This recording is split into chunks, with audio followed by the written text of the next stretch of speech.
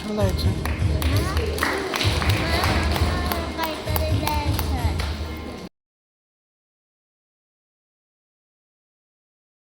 तुझं हे करिअर हे केलं तर मला हे म्हणायचं आहे की घर जेव्हा बाई बाहेर पडते ना तेव्हा सगळ्या घरातनं नाराजीचा सूर असतो नाही का. सगळ्या महिला आहेत काय वाटतं बरोबर बोलतेय ना. तर अख्खं घर नाराज असतं आणि मुख्य म्हणजे फोनवर थोड्या थोड्या वेळाने मेसेज किंवा कॉल येत असतात की घरी कधी येणार बरोबर नाही का. तर हे असं 15 दिवस तू घरापासून लांब राहून आणि तेही असं म्हणजे बाईकवरनं जाणं ह्या सगळ्याचं कसं म्हणजे प्रवास आणि त्या सगळ्याचं कसं मॅनेज केलं. तर जसं आपल्या साऊंडला त्यांचा ज्योतिबा मिळाला तसंच मलाही आणि त्यांच्या मदतीशिवाय तर हे मी करू शकले नसते. सो मी थोडंसं सांगते की मी काय केलंय. तर मी एक रेकॉर्ड बनवलाय जे आपला भारत आहे. त्याच्यात मुंबई, कलकत्ता, दिल्ली, चेन्नई असे सगळे 4 मेट्रो सिटीज एक हायवे कनेक्ट करतो. तो सगळ्यात जगातला सगळ्यात लांब दुसरा highway which is golden quadrant आणि तो आहे साधारण 6000 किलोमीटरचा. आणि तो मी एकटीने कोणाची मदत न घेता कुठली सर्व्हिस व्हॅन न बरोबर ठेवता एकटीने हा 6000 किलोमीटर 15 दिवसात कव्हर केला. आणि त्याच्यात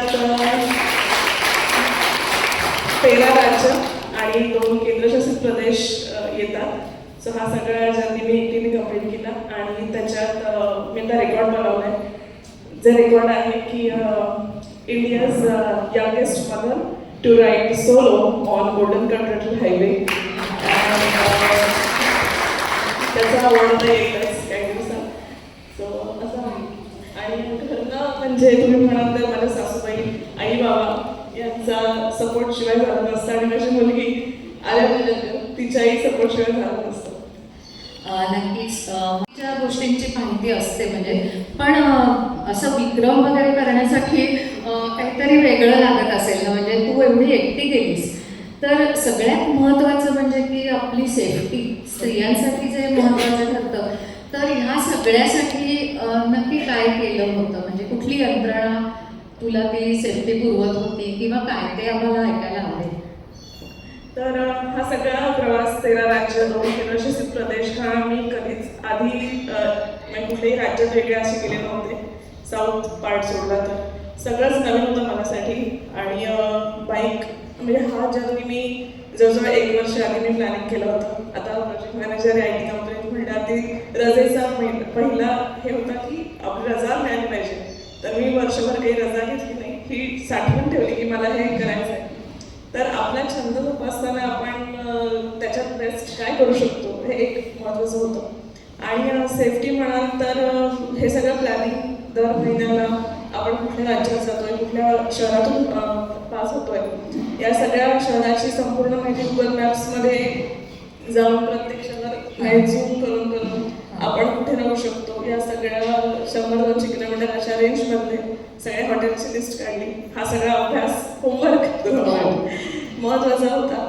आणि तिथे काही स्कॅम्स होतात का याचे सगळे व्हिडिओ यूट्यूबवर पाहिले की आपल्याला माहिती नसतं. अचानक लोक आपल्याला वाटतात की हे मदत करतात पण हे मदत करण्यात नसतात. स्कॅमस्टर्स सुद्धा असू शकतात आणि त्याच्यात आपण एकटे जातोय आणि पूर्ण फॅमिली वाट बघते. ह्या सगळ्याचा विचार करता थोडाफार त्या पद्धतीचा गृहपाठ गरजेचा होता. आणि सेफ्टीच्या दृष्टीने मी छोटा पॉकेट नाही होता माझ्याकडे, पेपर स्प्रे होता. आणि माझे आपोआप मला GPS पूर्ण ट्रॅक करत होते. GPSचं एक डिव्हाइस होतं ते गाडीला लावलं होतं. सो ते मला पूर्ण ट्रॅक करत होते. आणि थोडंफार मी थांबले कुठे जास्त वेळ तर त्यांचं लगेच बोलायचं की काय झालं इतका वेळ का थांबलेस एका ठिकाणी. त्याच्यामुळे या पूर्ण सपोर्ट आणि गृहपाठ तयारीनुसारच आपण पुढे खरंय. म्हणजे शाळेपासून जो गृहपाठ इतका महत्त्वाचा असतो. खरंय. आणि तू काहीतरी मला वाटतं ड्रोन वगैरे पण होतं का तुझ्याबरोबर ते सांग ना आमच्या सगळ्या श्रोत्यांना. तर माझी ही राईड करण्याचा अजून एक उद्देश होता की आपला भारत इतका समृद्ध आहे. नेचर आपला निसर्ग लोक हे आपले आता यूट्यूब किंवा इंस्टाग्राम, फेसबुक याच्यामध्ये आपले जे फॉरेनर्स येतात तर ते खूप काही चांगल्या पद्धतीने दाखवत नाही. म्हणजे भारत कसा गरीब आहे आणि सगळा निगेटिव्ह पार्ट बरेच इन्फ्लुएन्सर्स, इंडियन इन्फ्लुएन्सर्स सुद्धा दाखवतात. पण माझं असं म्हणणं होतं की आपण ड्रोनने घेऊन जाऊया आणि आपला भारत किती समृद्ध आहे नैसर्गिकतेने, आणि त्यामुळे मी तो ड्रोन घेतला. सगळे ड्रोनचं फुटेज कॅप्चर केलं आणि इतका सुंदर भारत दिसतो आकाशातून.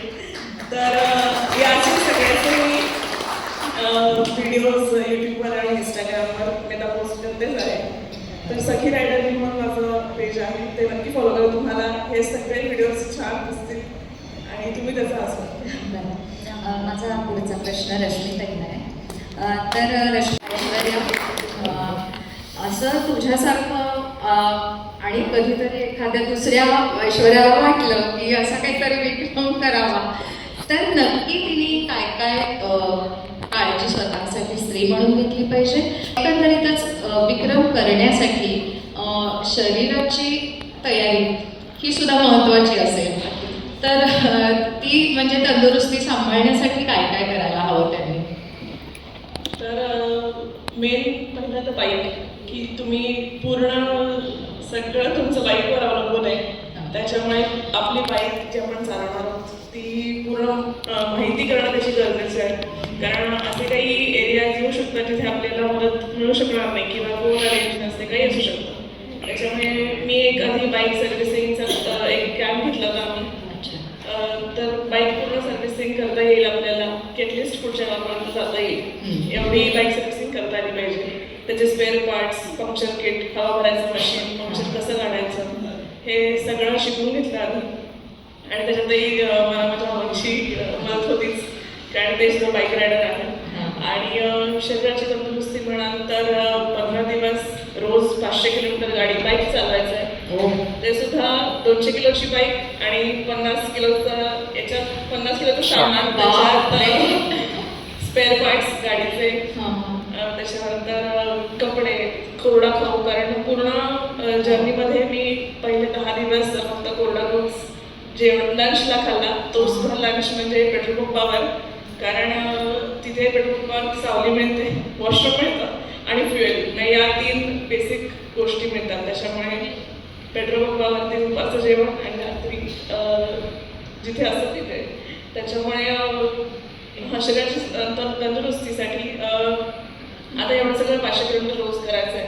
त्याच्यामुळे बॅकचा वर्कआउट, हात पाय हे सगळे, आणि मुळात मेंटल स्टॅबिलिटी आपली ही कुठल्याही पॅनिक कंडिशनमध्ये पॅनिक न होणं हे गरजेचं आहे. त्याच्यामुळे मी जिम स्टार्ट केलं होतं साधारण 6 महिने आधी. माझ्या जिम ट्रेनरला सांगितलं होतं, ती सुद्धा महिलाच आहे, कोकणातली आहे ती. त्याच्यामुळे तिला सांगितलं, तर तिने सगळे एक्सरसाइज त्यानुसार करून घेतले. आणि हे जिम वर्कआउट फक्त मी 9 तास ऑफिसमध्ये 1 तास लंच ब्रेक मिळतो. त्या 1 तासाच्या लंच ब्रेकमध्ये मी पटकन 10 मिनिटं आधी पटकन घरी खाऊन जिम करून परत बॅकवर असं केलं. त्याच्यामुळे असा सगळा पूर्ण गृहपाठ करून छान सगळी तयारी करून तर आपण करू शकतो. छान. रश्मीताईंना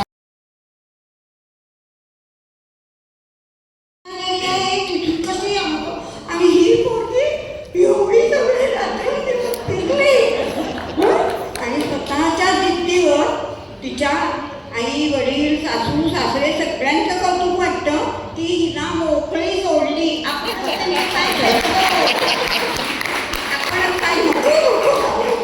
असं काय तुझ्या डोक्यात हे आपणच बोलतो आणि करून देत नाही.